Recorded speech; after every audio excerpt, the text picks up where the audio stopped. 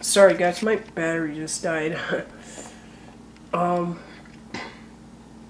yeah, as you can see it on the other side, that does not look right at all.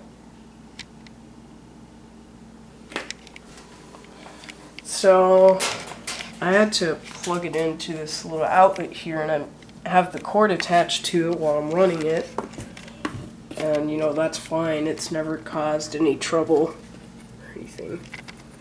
But yep, we're gonna have to leave it just emptied like this. Like so.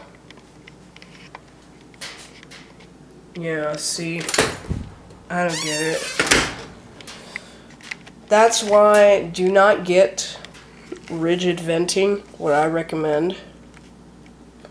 Because I am personally an appliance technician. So I know about these, but so you just gotta be very cautious. You have to follow through. You have to clean your washer and dryer. Probably, I suggest you clean them 1 or 2 times a year. Twice probably is better.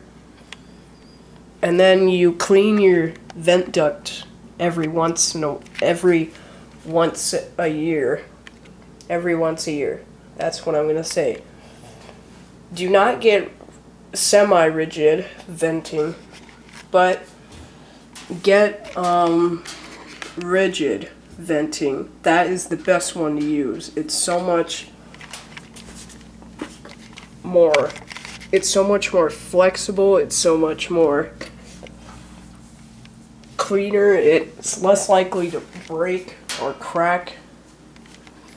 And you know, that's what can happen with your dryer if you don't clean the duct. And we did not do that. I don't know why, but we just did not do that. So we got a big fail. Take care, and I'll see you later.